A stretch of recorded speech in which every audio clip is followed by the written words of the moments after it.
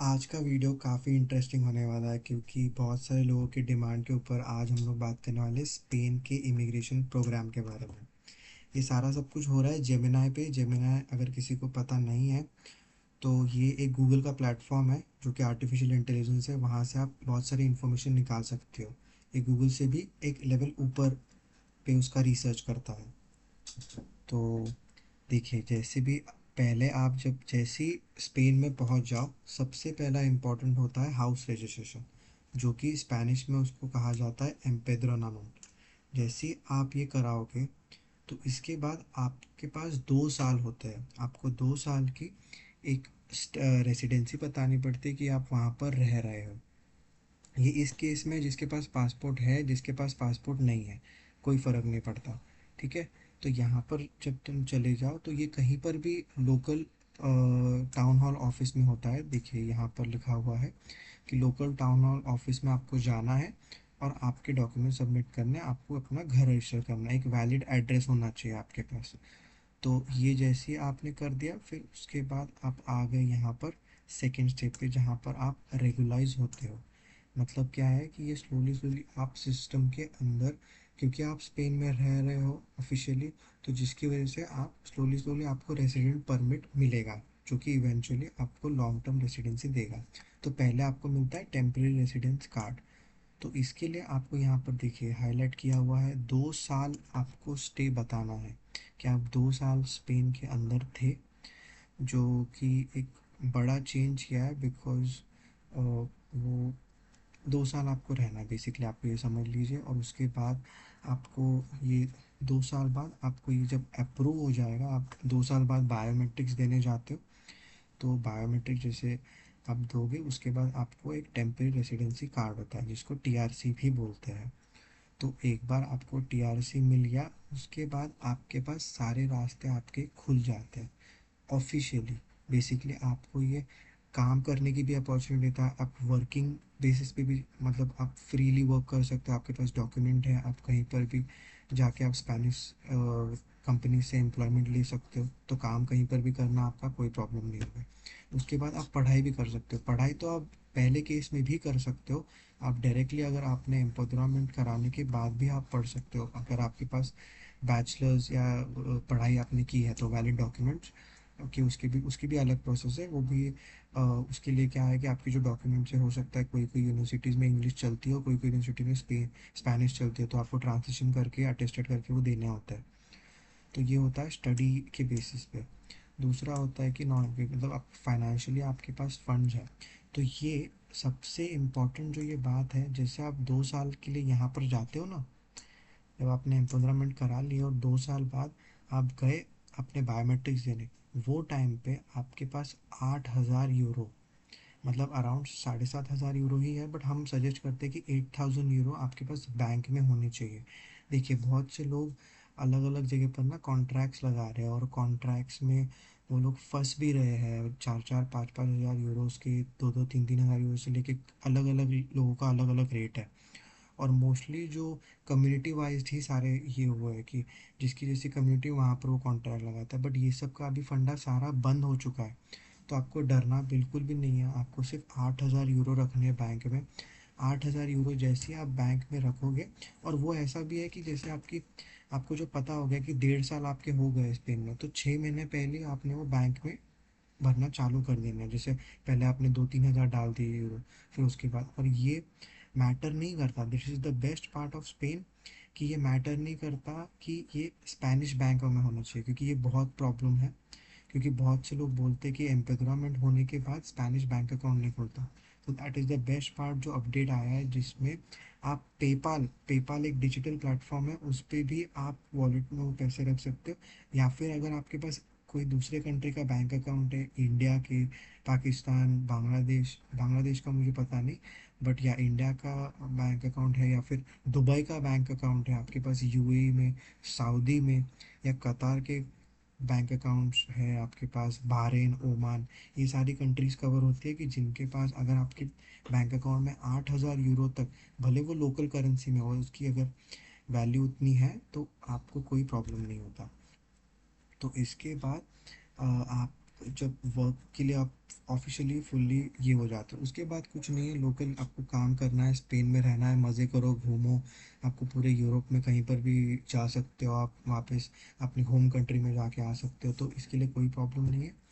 उसके बाद आ जाते हैं इस पे कि ये रिन्यू कैसे होता है। तो रिन्यू करने के लिए आपके पास एक वर्क कॉन्ट्रैक्ट चाहिए। वहाँ पे जैसे पहले के लिए भी हमने ये किया था। बेसिकली क्या होता है कि रिन्यूअल के लिए टाइम पे वही है कि आपके पास सफिशिएंट फंड्स होने चाहिए, सफिशिएंट मीन्स ऑफ रीजंस। देखिए यहाँ पर भी लिखा होगा, नॉन लोकल देखो कि प्रूफ ऑफ सफिशिएंट फंड्स। तो ये काफ़ी इंपॉर्टेंट सी चीज़ है कि ये होनी चाहिए कि फाइनेंशियल मीन्स और सफिशिएंट फंड्स अगर आपके पास है, आप कुछ भी कर सकते हो डिजिटली, नोमैड, मतलब डिजिटली आपको कहीं काम करना है तो वो भी आप दिखा सकते हो। ये सारे इसके ये है। इसका सबसे बहुत सारे लोग इसका ये बेनिफिट लेते हैं कि उनके होम कंट्री में उनकी फैमिली होती है, बच्चे रहते हैं, तो फैमिली रियूनिफिकेशन के अंडर भी आप अपनी फैमिली को बुला सकते हो। इसके लिए अपॉइंटमेंट स्लो है, मैं मानता हूँ, बहुत सारे डॉक्यूमेंटेशन है, बट एक बार आपके पास टीआरसी आ जाता है तो आपके रास्ते खुल जाते हैं। फिर आपके पास डॉक्यूमेंट्स आपको सबमिट करने, फाइनेंशियल मीन्स आपको सबमिट करने, और हेल्थ इंश्योरेंस आप जो स्पाउस है या जो भी फैमिली मेम्बर्स हैं उनकी इसके बेसिस पे आपको फैमिली रियूनिफिकेशन कर सकते हैं। कोई इतना ये नहीं है। अभी इसके अब जानेंगे हम लॉन्ग टर्म बेनिफिट्स, जो कि समझो अगर आप आगे जाके 10 साल आपको होगा तो उसके केस में आप यहाँ पर सिटीजनशिप के लिए एलिजिबल हो जाते हो। मतलब जैसे रिन्यू होता गया, जैसे पहले आपको 2 साल का मिलता, फिर मिलेगा 3 साल का, फिर वो पीआर में भी कन्वर्ट होता है, पहले वापस शायद 3 साल, फिर वापस 3 साल या 2 साल का, फिर पीआर में कन्वर्ट होता है, और फिर फाइनल 10 साल के बाद आपको लीगल रेसिडेंसी मिल जाती है, जो कि स्पेनिश पासपोर्ट होता है। स्पेनिश पासपोर्ट के भी काफ़ी बेनिफिट्स थे, क्योंकि one of the strongest passport है, ये टॉप 10 में आता है। और इसके साथ साथ देखिए यहाँ के स्पेनिश गवर्नमेंट के कई लोकल टाइज भी है, क्योंकि पहले के टाइम पे जैसे उन्होंने जहाँ जहाँ पर उनकी कॉलोनीज थी, तो उसकी वजह से उनके एक स्पेशल टाइप्स है वो टाइम के लिए। तो यहाँ पर देखिए इब्रो अमेरिकन कंट्रीज, बट इसमें ब्राज़ील और हैती नहीं आता, फिलीपींस भी नहीं आता। ब्राज़ील का वैसे भी टाइप पोर्तुगल से है, तो वो CPLP कंट्रीज़ में आता है, तो वो अलग स्टोरी है। आज हम बात कर रहे हैं स्पेन के लिए। तो ये सारे कंट्रीज़ नहीं होते हैं। फिर उसके बाद आता है पोर्चुगल का। पोर्चुगल की तो ज़रूरत नहीं है, क्योंकि वो तो वैसे भी यूरोपियन कंट्री है। और फिलीपींस का यहाँ पर अलग से नाम आया हुआ है कि फिलीपींस इंक्लूड होती है, तो ये एक्सक्लूडिंग ब्राज़ील एंड हैती है, और फिलीपींस इंक्लूडेड है। तो इनके अगर आप हो तो आपको सिर्फ 2 साल के अंदर, only in 2 years you will get a legal residency. अगर आप विदाउट ये आते हो तो उसके लिए 5 साल का ये है कि अगर आप विदाउट डॉक्यूमेंट्स या रेफ्यूजी असाइलम सीख करते हो, अजील बोलते हैं कोई कोई लैंग्वेज में, तो वैसे वहाँ पर फिर ये होता है कि अगर आप कोई स्पेनिश सिटीजन से शादी किए, समझो आपकी कोई गर्लफ्रेंड बनी, आपको कोई बॉयफ्रेंड बना, एंड ही इज़ स्पेनिश और शी इज़ स्पेनिश, तो उसमें आपने उनसे शादी करी, तो 1 मिनट में कैमरा चेक कर लेता हूँ कि क्यों बंद हो गया है। तो स्पेनिश सिटीजनशिप से आपने शादी करी तो आप 5 साल के 1 साल के इसमें आप एलिजिबल हो जाते हो। बेसिकली टाइम लग जाता है, जो कि 2 साल है।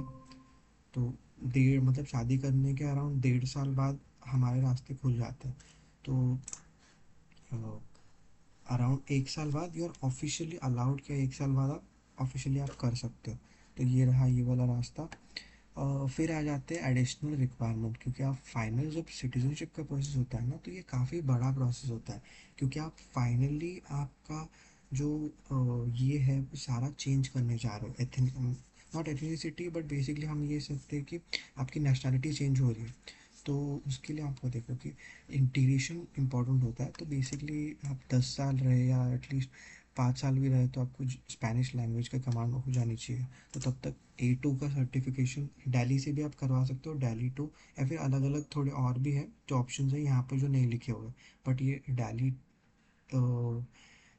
2 जो है ये ऑफिशियल है, लाइक स्पेनिश गवर्नमेंट ये 100% उसको एक्सेप्ट करेगा। फिर दूसरा है कल्चरल टेस्ट, सो CCSE। तो ये भी एक एग्ज़ाम होती है, ये एक बेसिकली कि यहाँ का कल्चर कैसा है, स्पेनिश के कौन से फेस्टिवल्स आते हैं, फेस्टिवल्स में ये लोग क्या क्या करते हैं, कैसे टाइप का dance, what are the special occasion, Spanish की लोकल टर्मिनोलॉजीज या फिर कोई ऐसे वर्ड्स, तो वो सीखने में भी मज़ा आता है। और उसी के साथ साथ उसकी भी एक टेस्ट होती है, जो टेस्ट आप बेसिकली इसको इंटीग्रेशन प्रोग्राम बोलते हैं। ये दोनों जो पार्ट होता है, लैंग्वेज और ये इंटीग्रेशन प्रोग्राम होता है, ये कोई भी कंट्री में आप जब चाहते हो, तो ये हर हर कंट्री का है, अमेरिका में भी होता है, अमेरिका में तो इंटरव्यू भी होता है। तो it every country has their own integration program. तो उसके बाद आता है पीसीसी, जो कि है पुलिस क्लियरेंस सर्टिफिकेट या फिर क्लीन क्रिमिनल रिकॉर्ड। तो इसमें क्या है कि आपने कोई गलत एक्टिविटी नहीं करी है, it is a criminal record, कि आपने कोई भी गलत एक्टिविटी ना करी, उसका एक क्रिमिनल रिकॉर्ड निकलता है लोकल पुलिस से या लोकल ऑर्गेनाइजेशन से जो कि अथॉरिटी होती है। तो उनसे आप क्रिमिनल रिकॉर्ड निकाल के आपका डॉक्यूमेंट सबमिट कर सकते हो। तो इसके बाद ये प्रूफ ऑफ इंटीग्रेशन, यही जो मैंने आपको बताया कि आपके पास स्टडी जॉब है, आपकी कम्युनिटी में इन्वॉल्वमेंट है, आपको कल्चर पता है, और स्पेनिश का आपके पास कमांड है। ये अगर आपके पास है तो आप टोटली इंटीग्रेटेड हो, कोई प्रॉब्लम नहीं है। हर कंट्री का ये है कि कोई भी, आप जर्मनी में जाओ तो जर्मनी में इंटीग्रेशन प्रोग्राम है, पोर्चुगल में जाओ पोर्चुगल में इंटीग्रेशन प्रोग्राम है, आप स्वीडन में जाओ, फ्रांस में जाओ, इटली में जाओ, आपको इंटीग्रेशन प्रोग्राम है। हर अमेरिका में जाओ, कनाडा में जाओ, इंटीग्रेशन प्रोग्राम इज़ एवरीवेयर। सो ये एक बार ये तीन बेसिक ये है कि उसको आपको ये करना है। और ड्यूअल नेशनलिटी, ड्यूअल नेशनलिटी का जो पार्ट है वो काफ़ी कॉम्प्लेक्स होता है। क्यों? इसका मैं रीज़न दे देता हूँ। क्योंकि स्पेन आपको ड्यूअल नेशनलिटी के लिए सारे कंट्रीज अलाउ नहीं करते, इसलिए यहाँ पर लिखा हुआ है कि देखो, does not allow dual nationality to all countries. क्योंकि ड्यूअल नेशनलिटी इसलिए कॉम्प्लेक्स इशू हो जाता है क्योंकि आपकी जो नेशनलिटीज़ और ऑलरेडी होल्ड करते हो, भले वो एक है या मल्टीपल है, इट डजेंट मैटर। तो ये मल्टीपल है तो आपके रास्ते खुल जाते हैं, बट अगर एक ही है तो आपकी जो होम कंट्री है, आपकी जहाँ पे आपके पास नेशनलिटी है, वो कंट्री भी अलाउ करती है क्या dual nationality? That becomes a very big scenario. तो अगर ड्यूअल नेशनलिटी अलाउ करती है तो कोई दिक्कत नहीं है, आप तुरंतली ये ले सकते हो। अगर ड्यूअल नेशनलिटी अलाउ नहीं करती है तो आप आपकी जो होम कंट्री है, जो भी आपकी नेशनलिटी है, वो आप सरेंडर कर सकते हो और ये वाली ले सकते हो। मतलब बेसिकली पहले आप स्पेनिश सिटीजनशिप लेते हो और उसके बाद ये जाके अपने एम्बेसी में, जो इंडियन एम्बेसी है या पाकिस्तानी एम्बेसी है, वहाँ जाके आप सरेंडर करते हो आपका पासपोर्ट। और इंडिया के केस में ओसीआई कार्ड मिलता है आपको, उसके बेसिस पे आप इंडिया पे आना जाना कर सकते हो, तो कोई उसका ये नहीं है। तो ये सारी इन्फॉर्मेशन है आपको स्पेनिश इमिग्रेशन प्रोग्राम के बारे में। अगर आपको कोई सवाल है, कोई डाउट है, तो हमें कमेंट सेक्शन में ज़रूर पूछें, हम आपको ज़रूर हेल्प करेंगे। आप हमें ईमेल भी लिख सकते हो डायरेक्ट कॉन्टैक्ट के लिए।